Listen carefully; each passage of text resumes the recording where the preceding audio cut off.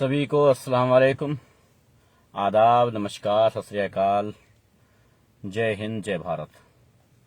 उम्मीद करता हूं आप सभी ठीक होंगे। ये कोई वक्त नहीं है लाइव आने का, लेकिन क्या करूं, जब मुझे वक्त मिलेगा तभी आऊंगा। खैर, जो लोग जग रहे होंगे वो सुन लेंगे, जो लोग नहीं जग रहे होंगे वो बाद में सुन लेंगे इस वीडियो को। मेरा काम है आप तक बात पहुंचाना। आप उसे कब सुनते हैं, कैसे वक्त निकालते हैं, क्या करते हैं, वो आप जाने, आपका काम जाने। कुछ एक दो लोग कम से कम हमारी इस लाइव से जुड़ जाएं और उसके बाद हम अपनी वार्ता, अपनी बात आप तक पहुंचाने का काम करेंगे। जो भाई जुड़े हैं वो मुझे बता दें कि क्या मेरी वॉइस उन्हें मिल रही है या नहीं। जो भाई भी जुड़े हैं वो बता दें कि क्या हमारी आवाज उन तक पहुंच रही है, ताकि मैं आगे बोल सकूं। वालेकुम अस्सलाम भाई, वालेकुम अस्सलाम। रमजान का वक्त चल रहा है। बेशक दीनी मामलातों पर बात होनी चाहिए, इबादत होनी चाहिए। ये भी इबादत है कि जुल्म के खिलाफ बोला जाए। इस बात को भी अपने गौर व फिक्र कीजिएगा। ये भी इबादत है। जालिम के खिलाफ खामोशी अख्तियार कर लेना जालिम का साथ दे देना है। जी भाई, मैं ठीक हूं। जालिम के खिलाफ खामोशी अख्तियार कर लेना जालिम का साथ देना है। मैं बात करने आया हूं इस वक्त जो हालात क्रिएट किए गए हैं उन पर। भाई आवाज साफ आ रही, शुक्रिया आतिक भाई। जी शुएब भाई, ठीक हूं। हालात क्या हैं? एक आदमी भगवा धारण करके बजरंग मुनि नाम का एक सनातनी, जो शब्द कह रहा हूं उनको गौर जरूर करना। सनातनी क्यों कह रहा हूं? क्योंकि इनका एक अपना एक संगठन होता है, क्योंकि इनकी एक कमेटी होती है और उसके बाद ये बाबा से मुनि बनाए जाते हैं। इनके अच्छे कर्मों को देख करके इनको एक उपाधि दी जाती है, तब ये इस जगह पर पहुंचते हैं कि इनको मुनि कहा जाए। मुनि किसी ऐरे गैरे को नहीं कहा जाता है। सड़क छाप गुंडे मवाली को मुनि नहीं कहा जाता है। धर्म का काम करने वाले को मुनि कहा जाता है। मैं गलत तो नहीं हूं? अगर गलत हूं तो मुझे सही कर देना। जरूरी है कि अगर मैं गलत कहूं तो आप मुझे राइट करें। मुनि है। यति नरसिम्हानंद जिस कमेटी से ताल्लुक रखता है वो कमेटी भी धार्मिक है। धर्म की उपाधि वहीं से दी जाती है, मुनि की उपाधि वहीं से दी जाती है। धर्म के रक्षक, धर्म के संरक्षक वहीं से बनाए जाते हैं। वालेकुम अस्सलाम भाई, समझ गए? ठीक। अब एक आदमी आता है, माइक ले करके आता है, मस्जिद के सामने खड़ा होता है। माइक ले करके आता है, मस्जिद के सामने खड़ा होता है और अनाउंस करता है। हां, याद रहे कि उसके साथ पुलिस फोर्स मौजूद होती है। याद रहे कि उसके साथ पुलिस फोर्स मौजूद रहती है। पुलिस फोर्स ये ना कहे कि हमारी जानकारी में नहीं था। कानून के रक्षक, तथा कथित कानून के रक्षक ये ना कहें कि हमारी जानकारी में नहीं था।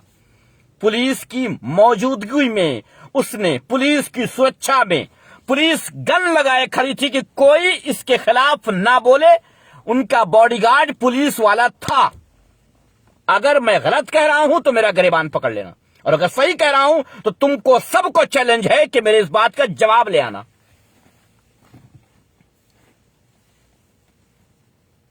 नमस्कार भाई, जवाब ले आना। बॉडीगार्ड का काम होता है कि अगर हमारा कोई बॉडीगार्ड है और कोई हम पर हमला करे तो वो हमारी जान बचाने के लिए किसी और को मार भी सकता है, गोली भी मार सकता है। अगर हमारी जान बचाने के लिए किसी को गोली मारना पड़े तो वो मारेगा। बॉडीगार्ड का काम ये होता है।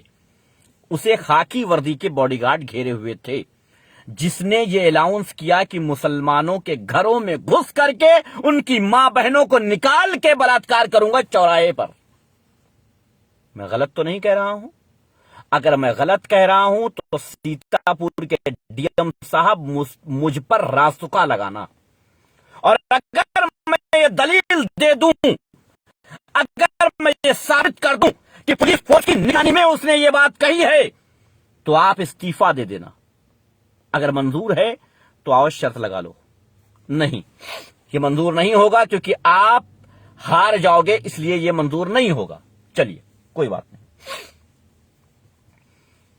एक धर्म का रक्षक दूसरे धर्म के लोगों की माओ बहनों को खुलेआम चौराहे पर ला करके बलात्कार की बात करता है। पहले तो मैं ये कह दूं कि किसी माई के लाल में इतनी हिम्मत नहीं है कि हमारी मां बहनों को छेड़ दे। पहले तो ये कह दूं, इसलिए कह दूं क्योंकि तुम अपने जहनों में ये बात बिठा लो कि हम बहुत अच्छे से ये जानते हैं कि हमारी मां बहनों, और हमारी मां बहनें मतलब ये नहीं कि सिर्फ मुसलमान, ये भी याद रखना, तुम्हारी जो मां बहन है ना, वो मेरी भी मां बहन है। इसलिए पहले तो तुमको ये बता दूं कि किसी भी मां बहन को इस तरह बीच चौराहे पर ला करके जो बलात्कार की बात करते हो, जिस दिन हमारे जैसा कोई सरफिरा तुम्हें मिल जाएगा, उसी चौराहे पर नंगा करके तुमको मारेगा, नंगा करके।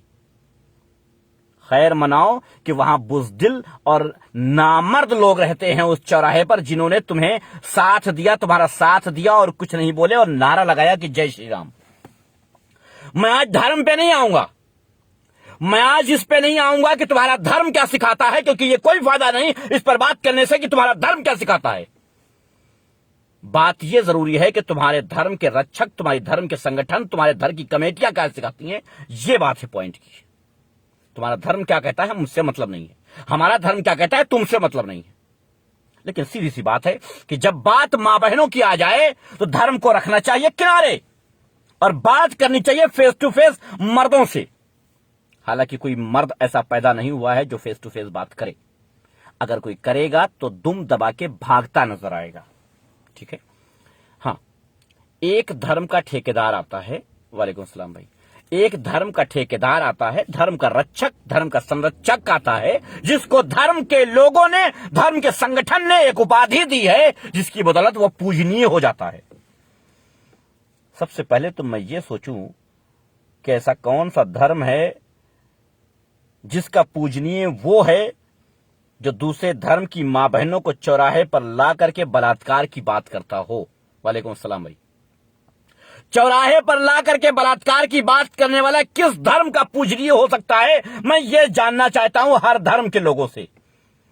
भाई हमारे धर्म का अगर कोई ये कह दे, धर्म गुरु तो बहुत दूर की बात है, धर्म का आदमी भी अगर ये कह दे, हमारे धर्म को फॉलो करने वाला कोई नागरिक ये कह दे कि फला धर्म की बहन बेटियों का मैं बलात्कार करूंगा, यकीन जानो उसके घर में घुस के उसको चौराहे पे, उसी चौराहे पे ला करके नंगा खड़ा करके कालिक मुंह पर पोत करके गधे पे बैठा के घुमाऊंगा। इसलिए क्योंकि किसी की मां बहनों की बेइज्जती करना हमारे धर्म ने सिखाया ही नहीं है। तो मैं आपसे जानना चाहता हूं कि आखिर आपके धर्म का एक गुरु, आपके धर्म का एक मुनि, आपके धर्म का एक उपाधि पाने वाला इंसान, आपके धर्म में एक ऐसा इंसान जिसकी रिस्पेक्ट लाजमी है आप पर, वाजिब है आप पर, कंपलसरी है, वो आदमी आखिर कैसे किसी के धर्म की बहन बेटियों को बलात्कार करने की बात कर सकता है? भाई मुझे कानून पर भरोसा नहीं है। क्यों नहीं है? क्योंकि कानून आज अपने हिसाब से चलाया जा रहा है। क्यों नहीं है? क्योंकि कानून आज उन लोगों के हाथों में है जो किसी खास धर्म से आते हैं और किसी खास धर्म को ही रिप्रेजेंट करते हैं, बस कानून को रिप्रेजेंट नहीं करते हैं। पुलिस वाले अगर कुछ गलत करते हैं तो मैं कहता हूं ये कर सकते हैं क्योंकि ये किसी एक धर्म के लोग हैं, ये किसी एक धर्म के लोग हैं और कुछ नहीं।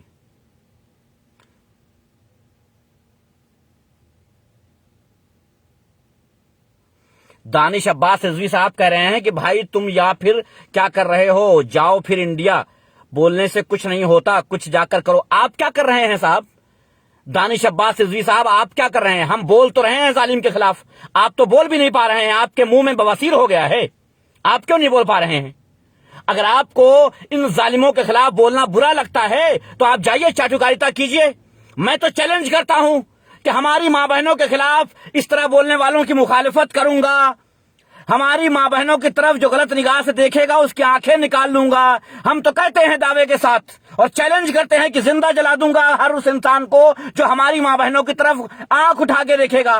बलात्कार की बात तो बहुत दूर की है। अगर आपको बुरा लगता है तो आप जाने क्यों बुरा लगता है, मुझे नहीं पता क्यों बुरा लगता है आपको, आप जाने, आपका काम जाने। मैं बोल रहा हूं आपको तकलीफ हो रही है, क्यों कर तकलीफ हो रही भाई? आप क्या करें, आप बताएं मुझे। आप बोल रहे हैं दुश्मन के खिलाफ, मां बहन बेटियों की बेइज्जती करना, बलात्कार करना, सरेआम बलात्कार करने का माइक पे अनाउंस कर रहा है, कानून के रक्षक उसके साथ खड़े हुए हैं, उसको अभी तक गिरफ्तार नहीं किया गया है, सारी नौटंकियां चल रही हैं। फिर अच्छा, तुम कितनी हिम्मत वाले हो, कह रहे हो कि अरे बोलने से कुछ नहीं होता है, कुछ करके दिखाओ तो जाने। तुम कौन होते हो ये कहने वाले? भाई तुम तो बुज़दिल इंसान हो। भाई तुमने क्या किया है अब तक, ये बता दो मुझे। भाई तुमने अब तक क्या किया है जो आज हमसे कह रहे हो कि तुम करो तो जानू? तुम्हारे जानने या न जानने से कोई फायदा नहीं है भाई, तुम्हारे जानने या न जानने से कोई फायदा नहीं है, क्योंकि तुम जानो या न जानो कोई फर्क नहीं पड़ता है। तुमने आज तक क्या किया है मुझे ये बता दो। अब बात कहां थी, बात कहां लेके आए हो? उड़ता तीर लेने का शौक है तो मुझे कोई दिक्कत की बात नहीं है, उड़ता तीर ले लो। तुमने क्या किया है आज तक? आज मेरी बातें तुमको बुरी लग रही हैं, आखिर क्यों भाई? और तुम किस इस्लाम को फॉलो कर रहे हो जो जालिम की मुखालिफत करने से भी रोक रहे हो? ये कह रहे हो कि साहब जाके कुछ करो तो जाने। हम बोल तो रहे हैं और हम उस दौर से बोल रहे हैं जिस दौर में तुमने सोचा भी नहीं होगा बोलने का। बताओ मुझे, हम उस दौर से नहीं, ये फर्जी नहीं है आईडी भाई, ये आईडी फर्जी नहीं है, बिल्कुल ये आईडी फर्जी नहीं है। ये बहुत अच्छे साहब हैं, बड़े अच्छे हैं साहब, शायद ये जाकर के अब तक के बलात्कारियों को सजा दे रहे होंगे, जल्लाद होंगे ये, या आज तक झंडा लेकर के निकल चुके होंगे इसके खिलाफ धरना प्रदर्शन करने, या कोई काम कर रहे होंगे। ये शायद एफआईआर कर दी होगी, है ना, एफआईआर कर दिया होगा इन्होंने उस आदमी के खिलाफ, है ना, ये कर दिया होगा या क्या कर दिया है पता नहीं मुझे। साहब ये मुझसे कहते हैं कि आप करके दिखाओ तो जानू। आप लोगों की वजह से ही आज इन लोगों की हौसला अफजाई हुई है साहब, आप लोगों की वजह से ही। हम जैसे लोग जब तक बोल रहे हैं ना तब तक आप लोगों के लिए बोलने वाले इस दुनिया में पैदा हैं। जिस दिन हम जैसे बोलने वाले बंद हो गए ना, उस दिन ये आपके सर पे खड़े होकर मूतेंगे और आप कुछ नहीं कर पाएंगे साहब। समझ रहे हैं, समझ रहे हैं? इतनी बात याद कर लीजिएगा साहब, नाम में अब्बास रिजवी रखने से कोई फायदा नहीं है, बुरा मत मान जाइएगा। अगर आपको जालिमों की बात इतनी पसंद है तो माफ कीजिए, यहां मत आया कीजिए, हमने आपको इनवाइट नहीं किया था। जाइए, जा सकते हैं। खैर अपने टॉपिक पे आता हूं, क्योंकि आप जैसे लोग आते जाते रहते हैं, कोई दिक्कत की बात नहीं है। बहरहाल आता हूं अपनी बात पे। हाँ, अब आजकल वसीम रिजवी भी रिजवी ही था, कोई दिक्कत की बात नहीं है, वसीम रिजवी भी रिजवी ही था। तो अगर एहतिशाम रिजवी जैसे कुछ हैं तो वसीम रिजवी जैसे भी कुछ निकलेंगे, जाहिर सी बात है, छोड़िए। खैर, तो पहले तो मैं उस धर्म के संगठन के उन लोगों को बता दूं, उस धर्म के संगठन के लोगों को बता दूं कि भाई तुम्हारे धर्म के कुछ लोग तुम्हारे भगवान को रेपिस्ट बना रहे हैं।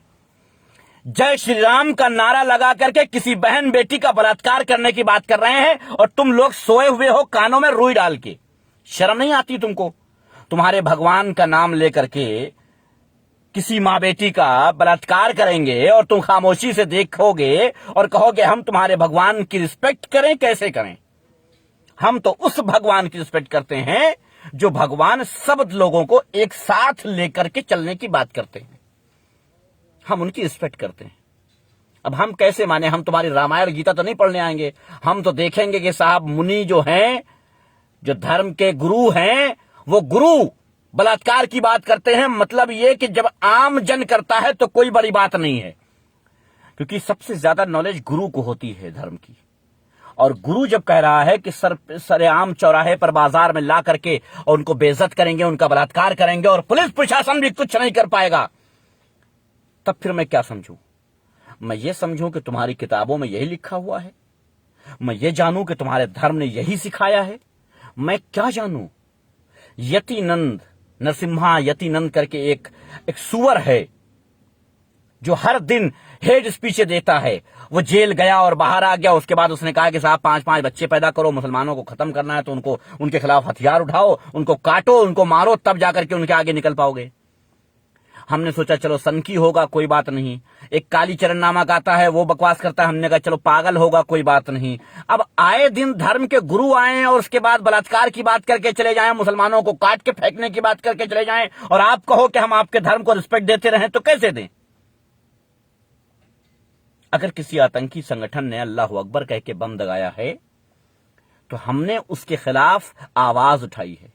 हमने ये कहा है कि ये किसी धर्म का आदमी नहीं हो सकता, और अगर ये धर्म का है, अगर ये है मुसलमान, ये मानता हूं कि मुसलमान घर में पैदा हुआ है, मुसलमान है, मगर इसने इस्लाम को फॉलो नहीं किया है, क्योंकि इस्लाम की किसी किताब में बम दगाना लिखा ही नहीं है, इस्लाम की किसी किताब में जुल्म करना लिखा ही नहीं है। मैं दावा करके आता हूं यहां पर कि कोई आए और मुझे बता दे इस्लाम की किस किताब में लिखा हुआ है जुल्म करना।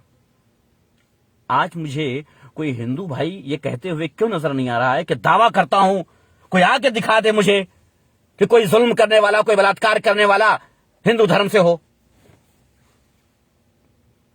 अब हम धर्म को क्या जानेंगे? हम तो नहीं जाएंगे आपकी गीता पढ़ने, हम तो नहीं जाएंगे आपकी रामायण पढ़ने, हम तो टीवी पे आपका रामायण देख लिए हैं। बताइए क्या कहेंगे आप? वहीं से एक छवि बन गई है आपके धर्म की हमारे निगाह में, बस फिर आप क्या कहेंगे? तो क्या हमको यह मान लेना चाहिए कि आपके धर्म में लोगों का बलात्कार करना सही है, उचित है? ये किसी दूसरे धर्म की मां बेटी का बलात्कार करना आपके धर्म में उचित है? अगर उचित है तो मुझे भी बताएं, हम भी जानना चाहते हैं, ताकि आपसे हम अपनी मां बहनों को महफूज रख सकें, इसलिए जानना चाहते हैं। अगर आपके धर्म में यह है तो मुझे बता दें, संकोच ना करें, आप बिल्कुल संकोच ना करें। लेकिन आप संकोच करेंगे क्योंकि आपको गलत को गलत भी नहीं कहना है और सही के साथ चलना नहीं है। सही के साथ चलना नहीं पसंद करते हैं और गलत को गलत कहना भी नहीं है। और साहब हम तो हैं नहीं, हम तो बहुत अच्छे हैं, हम तो गलत कहां कह सकते हैं? ऐसा ना करें, ऐसा ना करें। जरा सही सही मुझे बता दें कि आपके धर्म में असल में है क्या। भाई आवाज रुक कर आ रही। हाँ, तो वीडियो मेरा स्टक है भाई। 12 लोग हैं शुरुआती दौर से, और वहीं पर वीडियो रुकी हुई है, तो ना आगे बढ़ रही है, ना पीछे, ना 11 हो रहे हैं, ना 13, 12 पे ही है। तो कुछ प्रॉब्लम होगी, वीडियो में रोकी गई होगी, रुकी होगी कोई वजह से। बहरहाल ये बातें बहुत जरूरी है आपके जहनों में होना, और बहुत शालीनता के साथ हम बताएं, बड़ी शालीनता के साथ। मियां एक बात कान खोल के सुन लेना, उंगली उतनी किया करो जितनी अच्छी लगे, उतना गुदगुदाओ जब तक हम हंसें। हमारे घरों में घुस करके मां बहनों को ला करके उनका बलात्कार करने के लिए तुम मौजूद रहोगे। हमारे घरों में घुसोगे, हम सोते रहेंगे। हमारे घर में मां बहनों को उठाओगे, हम सोते रहेंगे। उठा के चौराहे पे ले जाओगे, हम खामोश रहेंगे। उनकी बेइज्जती करोगे, हम आराम से आंखें बंद करके लेटे रहेंगे। हम शराब के नशे में नहीं हैं। हम शराब के नशे में हरगिज नहीं हैं कि हम अपनी मां बहनों को जुए में हार जाएं। याद रखना, हम वो कौम है जो अपने होश में हरदम रहते हैं। हमारे घर में घुस के मां बहनों को उठा के उनके जलील करना, उनकी बेइज्जती करना दूर की बात है, ये बहुत दूर की बात है। हमारे घर के चौखट पे घुसने की ताकत नहीं है तुम में, और ना घुसने की कोशिश करना, वरना हम यूं ही नहीं बदनाम हैं, हम यूं ही नहीं बदनाम हैं। याद रखना, आग जली होगी, धुआं तभी उठा है। हम यूं ही नहीं बदनाम हैं। हम इशारे करेंगे, समझ जाना तुम्हारा काम है। आग जली है, धुआं तभी उठा है। इसलिए यह मत सोच लेना कि घरों में घुसोगे, बेटियों को उठाओगे, चौराहे पे ले जाओगे, हम तमाशकीन बन के तमाशा देखेंगे। हमारे सरों पे किसी शराब का नशा नहीं तारी हुआ है अभी तक। हम शराब से बहुत दूर हैं।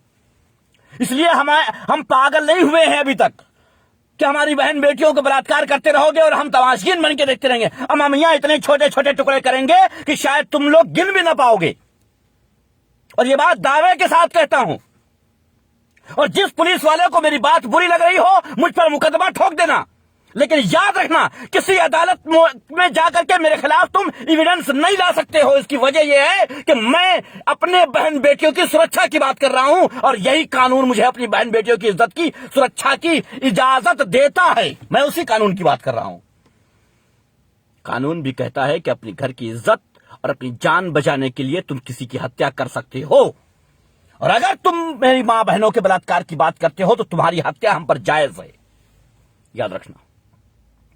मैं तुम मियां बीच चौराहे की बात करते हो, कि बीच चौराहे पर ला करके दिखाएंगे, काट के दिखाएंगे और बीच चौराहे पर ला करके उनको जलील करके दिखाएंगे। क्या बात करते हो? तुम्हारे खून में इतनी गर्मी नहीं है, तुम्हारे खून में इतनी गर्मी नहीं है कि तुम ये कारनामे को अंजाम दे दोगे, और हमारा खून इतना ठंडा भी नहीं हुआ है कि हम सोते रह जाएंगे। हमें तुम्हारी मां बहनों की इज्जत करना बखूबी आता है और हम अपनी मां बहनों की इज्जत बचाना जानते हैं। याद रखना, तुम्हारी मां बहनें जब निकलती हैं तो हम सरों को नीचा कर लिया करते हैं।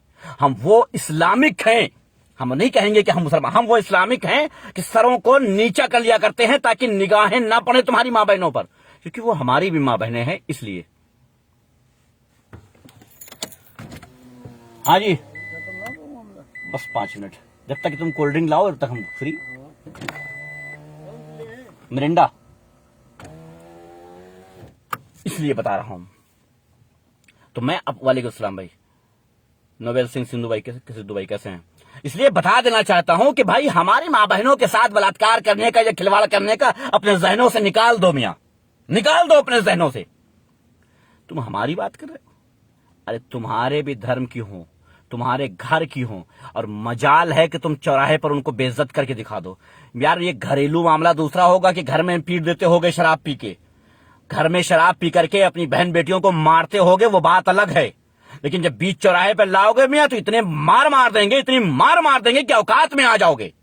याद रखना, क्योंकि हम इज्जत करना जानते हैं और इज्जत करवाना भी जानते हैं। अगर हम तुम्हारी मां बहनों की तरफ गंदी निगाह डालें तो मेरी आंखें निकालकर गोटियां खेल जाना। याद रखना, कोई मुसलमान अगर तुम्हारी मां बहन बेटियों की तरफ इस निगाह से देखता है तो उसको काट के फेंक देना, और मैं आपके साथ खड़ा मिलूंगा, मैं एहतिशाम रिजवी आपके साथ खड़ा मिलूंगा। और कोई मुसलमान अगर आवाज उठाएगा उसके खिलाफ तो मैं उसको बताऊंगा कि क्यों इसको काट के फेंका गया है। लेकिन हां, अगर आप बात करोगे किसी मुसलमान की मां बहनों को घरों से निकाल करके उनकी जलील करना, तो फिर हम भी आपको छोड़ेंगे नहीं। याद रखना इतना बात।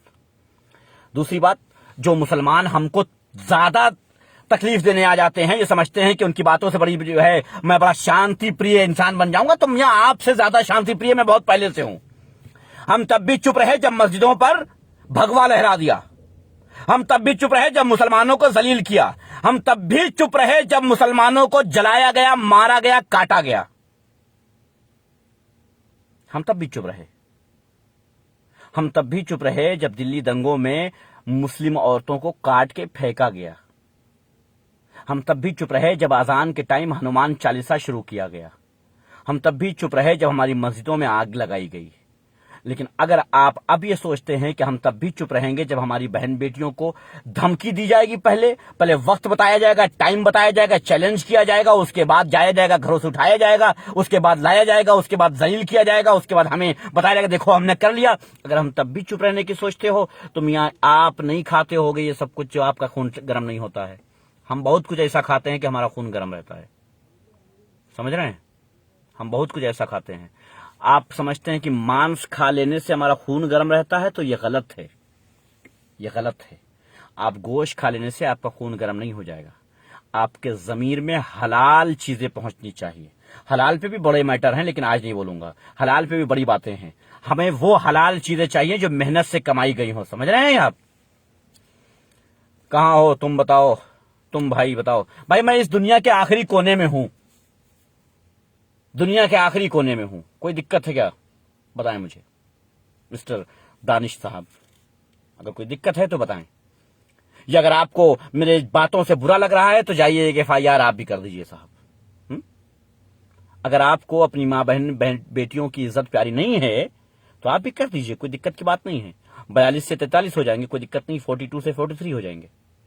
और हम कल भी बोले थे जालिमों के खिलाफ, आज भी बोले हैं और कल भी बोलेंगे। अमा तुम बात करते हो इनकी कि जो मां बहनों के खिलाफ बोलते हैं, इनके खिलाफ हम ना बोलें? हम तो उसके खिलाफ भी बोलते हैं जो गोरखनाथ मंदिर में घुस करके हमला करता है। हम उसके खिलाफ भी बोलते हैं कि ये इस्लाम नहीं सिखाता है, मुसलमान अपनी जेब से लेकर के आया है नया इस्लाम।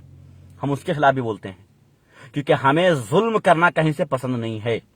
हम जालिम का साथ नहीं दे सकते किसी भी तरीके से, चाहे वो मेरी कास्ट का रहा हो, मेरी जाति का रहा हो, मेरे धर्म का रहा हो, मेरा रहा हो, भाई रहा हो, बाप रहा हो, कोई रहा हो, फर्क नहीं पड़ता मुझे। कोई जालिम है तो वो मेरा साथ नहीं है, हम उसके साथ नहीं है, उससे मेरा कोई रिश्ता नहीं है, चाहे जो हो। तो इतनी बात आप सभी समझ लीजिए। बाकी बहुत बहुत धन्यवाद आप सबका, बहुत बहुत शुक्रिया। ये बात मैं कहने आया था और मैंने ये बात कह दी। बाकी आप सबकी मर्जी, जैसे चाहें इस बात को वैसे, मुझे कोई फर्क नहीं पड़ता कि आप इस बात को कैसे लेंगे। मुझे लाजमी है उनकी मुखालिफत करना जो जुल्म करते हैं, और मैं ये करता रहूंगा। मैं किसी की ताकत से, किसी शोहरत से, किसी दौलत से, किसी पावर से, किसी हस्ती से, किसी मंत्री पद से, किसी से नहीं डरता हूं। याद रखिएगा। धन्यवाद आपका, बहुत बहुत शुक्रिया।